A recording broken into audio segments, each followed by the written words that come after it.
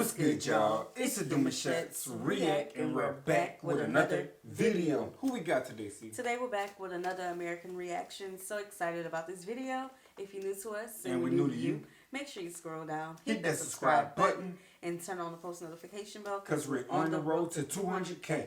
And we cannot get there without you guys, alright? Join the family without further ado. Let's get into the video. Let's get it.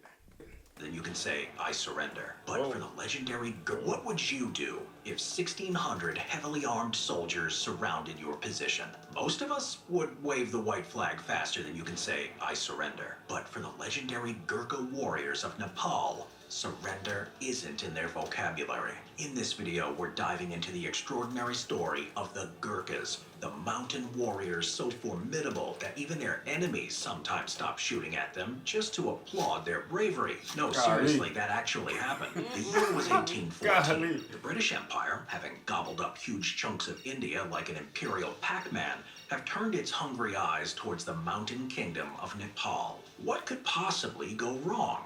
Oh, only that they were about to face warriors who treated death like most of us treat a minor inconvenience. The Battle of Nalapani would prove just how seriously the Gurkhas took their job. Perched in a hill fort 600 feet up, a mere 600 Gurkhas faced off against 1,600 British troops. The math wasn't in their favor, but apparently nobody told them that. For over a month, this small force held their ground. By the end of the first assault in late October, 35 British soldiers were dead and 228 wounded, taken down by Nepalese bows, matchlock weapons, and, wait for it, stones thrown by women and children. That's right, even Gurkha civilians were giving the British Empire a headache. As British artillery's... Now, it's one thing to get a bullet coming at you, but when a rock is hitting you in your face, and you live to see another day of a rock hitting you in your face again, there's only so many rocks. So many. There's only so many rocks. All I need is one. Bro, and I know them girls tossing them full strength. Knocking eyes. Slowly picked them off. The Gurkhas still refused to surrender. When the fortress finally fell in November, of the original 600 defenders, only 68 remained. Some had even managed to escape despite being completely surrounded, probably just to prove they could. The British, who normally responded to resistance by doubling down on conquest, did something unusual. They started recruiting these fearsome fighters into their own army. It was the military equivalent of saying, if you can't beat them, hire them. And it's a practice that continues to this day. Gulbir Tapa, the man the enemy applauded. Born around 1888 in the tiny Himalayan village of Nigalpani, Gulbir Tapa found himself at the Battle of Loos in France in September 1915. There, his unit of the 2nd Battalion, 3rd Gurkha Rifles, had the delightful task of clearing German trenches while wearing gas masks. Not exactly optimal fighting conditions.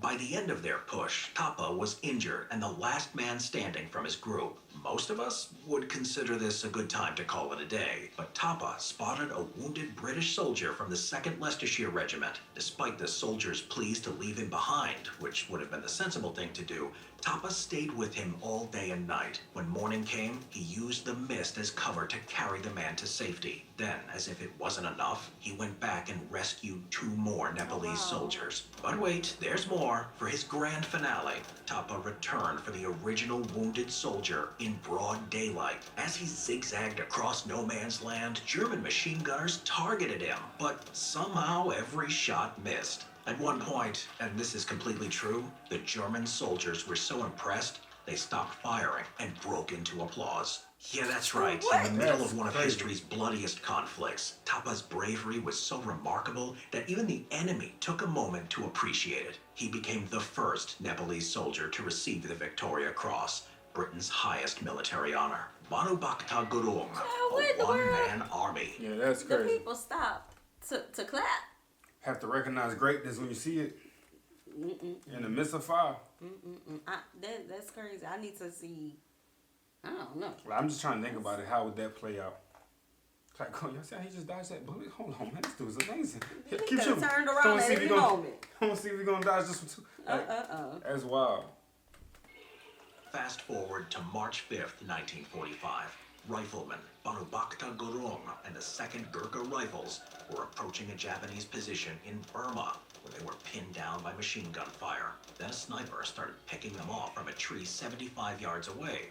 Most people's reaction would be to get lower and to the ground, perhaps dig a hole with their bare hands. Not Gurung. He simply stood up, as casual as if he were ordering coffee, and shot the sniper dead. Ooh. With the squad able to advance to within 20 yards of their objective, they discovered at least 5 enemy foxholes blocking their path. Gurung apparently decided that this was taking too long, sprang forward through a hailstorm of bullets. What followed was essentially the 1940s equivalent of a video game boss run. Foxhole number 1, 2 grenades, enemies neutralized. Foxhole number 2, 1 bayonet charge, enemy dispatched. Wow. Foxholes number 3 and number 4, more bayonet work and grenades while being shot at from point-blank range. Wow. But the final boss, a light machine gun position with 3 soldiers, remained. Having used all his fragmentation grenades, Gurung improvised with smoke grenades. When 2 blinded Japanese soldiers ran out clutching their eyes, he introduced them to his kukri knife, the curved blade that's as iconic to the Gurkhas as a lightsaber is to a Jedi. For Wow. the 3rd soldier, Gurung crawled back into the bunker, snuck up behind him, and ended the threat. Then, anticipating a counterattack, he and his men held the position and repulsed the enemy response. For turning what should have been a squad effort into a one-man show, Gurung received the Victoria Cross. Lachiman Gurung, the one-armed defender. If you thought that was impressive, meet Lachiman Gurung of the 8th Gurkha Rifles. In the early morning of May 13th, 1945, Gurung was manning a lookout position near the Irrawaddy River in Burma when Japanese soldiers decided to play, let's throw grenades at the Gurkha. The first grenade landed on the rim of his trench. Gurung threw it back like he was returning an unwanted package. That's a right. second one landed inside his trench. He tossed that one away too. When a 3rd grenade appeared, he grabbed it, but this time it exploded in his hand. In an instant, his fingers were blown off, his right arm was shattered, and his face, body, and right leg were severely wounded. His 2 comrades lay badly injured. Most soldiers would consider this a medical emergency. Gurung saw it as a minor setback.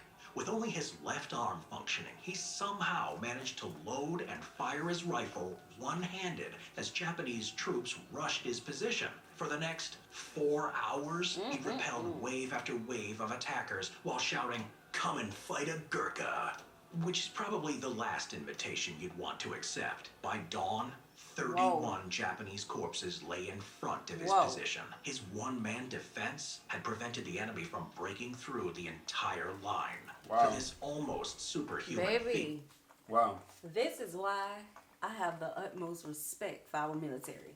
Military is all around. Yeah. Okay? Yeah. Because, baby, that's something that... whew. I mean, at the end of the day, training is top notch, but being fearless in general, heartless at that, and these type of times will keep you going. And I feel like he was that guy For his country. for his country, 100%. Oh. He too was awarded the Victoria Cross. Diprasad Pun, the modern Gurkha legend.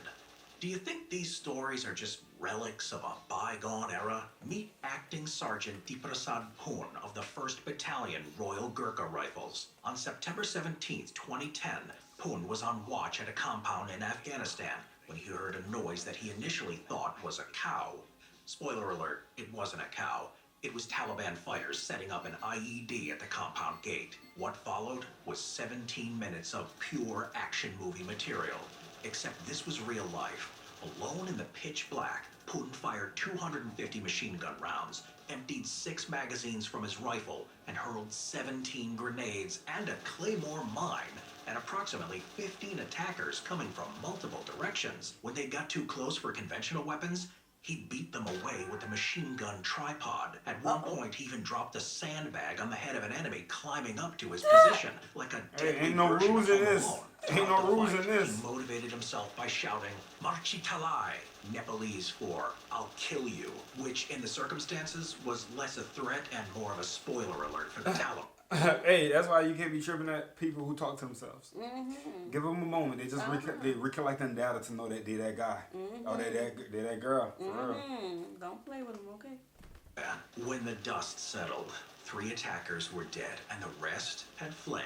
A wise decision when facing a Gurkha. Pun was awarded the conspicuous Gallantry Cross. Britain's second highest combat honor. From the mountains of Nepal to battlefields across the world, the Gurkhas have built a reputation as some of the most formidable warriors on the planet. Their motto might as well be death before surrender, but preferably the enemy's death. What makes these stories even more remarkable is that these weren't superhuman giants.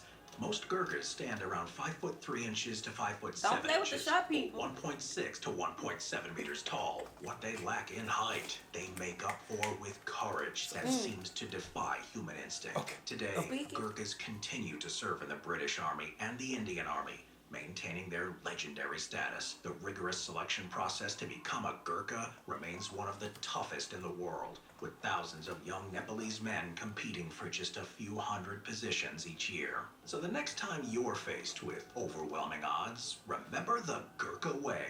Stand your ground, face the enemy, and if all else fails, maybe drop a sandbag on their head. If you enjoyed this video, 100%, man. So they was missing him because he was short. That's it. Yep. That's the story of that, right? They wasn't aiming for his feet. They was aiming for the head, but they couldn't get the head because he was too. Okay. Don't play with the short people. I hear you. I heard you. We got our ways. Heard you the first time. Okay. Yeah. All right. Definitely. Make sure you go check out that channel. Facts, All right. facts. We hope you guys enjoyed this video with us. Be sure to subscribe. We'll see you soon. Peace.